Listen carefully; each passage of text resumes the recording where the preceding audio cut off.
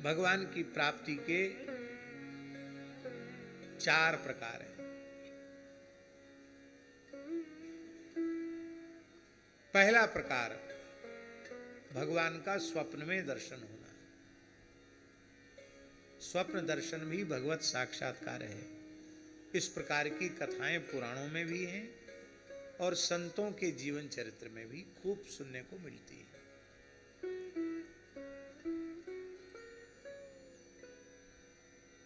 आप कहेंगे स्वप्न तो मिथ्या होता है, संसार को लोग कहते स्वप्नवत है, माने मिथ्या है। चलो हमने मान लिया स्वप्न मिथ्या है, पर जिन सच्चिदानंद भगवान श्री कृष्ण का आपने दर्शन किया है, राम जी का दर्शन किया, वो मिथ्या है क्या? वो तो मिथ्या नहीं है। तो स्वप्न मिथ्या हो सकता है, पर स्वप्न में जिन भगवान का अनुभव किया जा रहा है वो तो परम सत्य है। सत्यम परम धीमहि। इसलिए स्वप्न का दर्शन भी भगवत दर्शन है। कलिकाल में तो भगवान स्वप्न दर्शन बहुत जल्दी दे देते हैं। क्यों देते हैं? इसलिए देते हैं क्योंकि देखते हैं कि वैसे ही लोग श्रद्धा और विश्वास से रहते हैं और हम इतना भी अनुभव नहीं कराएंगे तो ये प्रेम पथ पर, भक्ति पथ पर अग्रसर कैसे होंगे। इसलिए भगवान जल्दी अनुभव करा देते हैं। पर उसको व्यक्ति अपना साधन समझ लेता है, अपना पुरुषार्थ समझ लेता है, अपनी विशेषता मानने लग जाता है। फिर कई बार बढ़ा चढ़ा करके लोगों के सामने उसको प्रस्तुत करने लग जाता है, फिर उसकी हानि भी होती है।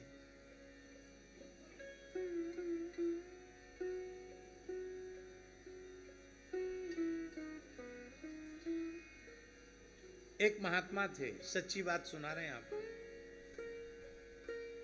उनका शरीर अभी भी है, जिनकी बात हम बोल रहे हैं।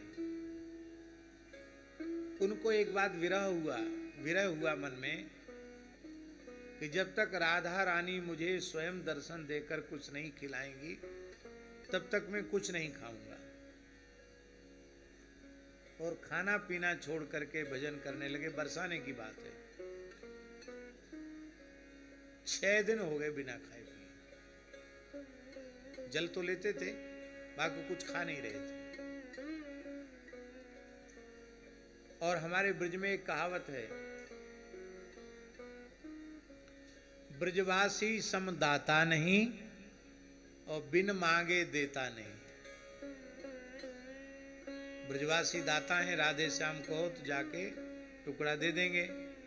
तो आप नहीं मांगने जाओ तो भूखे भले ही मर जाओ, कोई देखने वाला नहीं। ऐसे तो मेरे बाबा जी तो ब्रज में कितनों को ध्यान दें। वो किसको क्या पता जंगल में कोई महात्मा भूखा प्यासा है। 6ठे दिन की रात्रि में उनको एक स्वप्न हुआ कि एक सखी आई है स्वप्न में और वो कह रही कि महल में आपका निमंत्रण है। तो उन्होंने कहा कौन हो आप न्योता देने वाली? किसके महल में जाना है? लाडली जी ने महल में बुलाया है।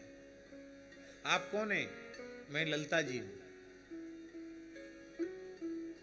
स्वामी जी ने भेजा है न्योता देने के लिए कि बाबा भूखा है 6 दिन से, उसको लाओ, हम अपने हाथ से परोस के जिमाएंगे। स्वप्न है। अब खुश हो गए महात्मा और चले गए सपने में महल में। तो श्री जी ने अगवानी की, आओ आओ महाराज विराजो, और थाल परोस के प्रेम से जिमाने लगे। बोले हम तो ऐसे अमन यहाँ तो पाएंगे नहीं, पहले आप लोगों को पाना पड़ेगा तब हम पाएंगे। तो बोले नहीं, आज तो न्योता है, आपके पाने के बाद हम पाएंगे। बोले नहीं तो हम कुछ खाएंगे नहीं। तब युगल सरकार वहीं बैठ गए, उसी थाल में से थोड़ा पा लिया। बोले अब तो पाओ। ये पाने लगे। श्री जी परोस परोस करके जिमाने लगी और एकदम तृप्ति हो गई, डकार आने लगी। बोले अब तो एकदम पेट भर गया है, इतना स्वादिष्ट प्रसाद तो कभी आज तक पाया नहीं। और जब जगे तो उनको लग रहा था कि गला तक अन्न से भरा हुआ है। अब देखो, स्वप्न में खाया गया और प्रत्यक्ष क्षुधा की निवृत्ति हो गई। और ऐसी क्षुधा निवृत्ति हुई कि कम से कम 15 दिन तक भूख प्यास कुछ भी नहीं लगा। अब आप बोलोगे वो स्वप्न है क्या? स्वप्न तो नहीं है। ऐसी कितनी घटनाएं हम आपको सुना सकते हैं, कितनी घटनाएं सुनकर आपको विश्वास नहीं हुआ कि ऐसी ये भी संभव है क्या? इसलिए स्वप्न दर्शन को भी हल्के स्तर पर नहीं लेना चाहिए। जिस किसी भाग्यशाली को स्वप्न में भगवान का दर्शन होता है, वे भाग्यशाली जीव निश्चित ही धन्यवाद के पात्र हैं। क्योंकि स्वप्न विज्ञान जो है ना, हमारा मन ही दृश्य का निर्माण करता है। तो हमारा अंतःकरण जब तमोगुण प्रधान होता है तो तामसी स्वप्न आते हैं, रजोगुण प्रधान होता है तो राजसी स्वप्न आते हैं, और जब सतोगुण प्रधान होता है चित्त, तब गंगा जी के दर्शन, तीर्थों का दर्शन, गौ ब्राह्मण का दर्शन, संतों का दर्शन, सत्संग, ये होता है। और जब गुणातीत अवस्था की ओर जाता है अंतःकरण, तब भगवान का दर्शन होता है। तो स्वप्न जो है ना, वो साधक की उपासना का दर्पण है। आप भजन साधन कर रहे हैं, आपके चित्त की स्थिति क्या है, ये स्वप्न से समझ में आता है। लोग कहते स्वप्न झूठे होते हैं, और स्वप्न बिल्कुल सत्य होते हैं। हम कोई उसको अन्यथा भाव मत लेना, केवल ये बात बता रहे हैं कि स्वप्न सत्य होते हैं। पूज्य गुरुदेव भक्तमाली जी की कथा गहुवर वन में हो रही थी बरसाने में। दास भी साथ में था। रासमंडल पर महाराज जी की कथा होती थी, 2 समय कथा होती थी। शाम को एक निम्बार्क संप्रदाय के संत थे श्रृंगारी जी, और एक श्री राजा रामदास जी महाराज अभी भी हैं, रामानंद संप्रदाय के संत। ऐसी 2-4 संत मिलकर के ब्रजवासी विप्र बालकों का राधा कृष्ण के रूप में श्रृंगार करते थे। ललिता, विशाखा और राधा कृष्ण 4 स्वरूप, और रास मंडल पर बिठा करके उनकी आरती कर लेना, उनको भोग लगा लेना, और कभी हित चौरासी जी, कभी केलीमाल जी, कभी महावाणी का कोई एक पद गा लेना, ऐसे नित्य करते थे। फिर उनका सब प्रसाद लेते थे। तो हम प्रसाद नहीं लेते थे। वही श्रृंगार, दौड़ के कक्ष में गए, गोद में बैठे, और वैसा ही दृश्य पूरा का पूरा घटित हो गया। माने एक अक्षर क्या, एक मात्रा भी झूठी बात नहीं हुई। जो देखा स्वप्न में, उसे 24 घंटे भी नहीं लगे।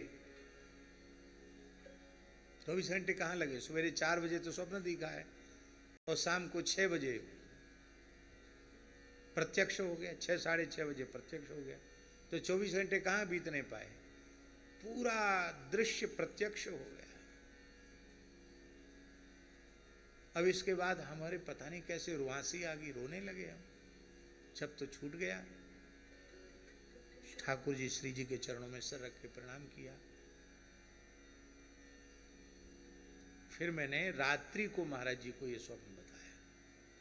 तो महाराज जी ने उत्तर दिया, बोले तुम्हारे मन में ये भाव था कि ये भगवान नहीं है, ये ब्रजवासी बालक हैं। इन्हीं ब्रजवासी विप्र बालकों में साक्षात भगवान हैं। ऐसी भावना करके ब्रज के महान रसिक संतों ने प्रत्यक्ष भगवान की लीला का अनुभव किया है। इसलिए इन्हें बालक न माने, इन्हें प्रत्यक्ष भगवान का स्वरूप माने। और तब से मन में ये भाव हो गया कि स्वरूप सरकार साक्षात भगवान है। तो अब स्वप्न तो स्वप्न नहीं रहा, स्वप्न भी प्रत्यक्ष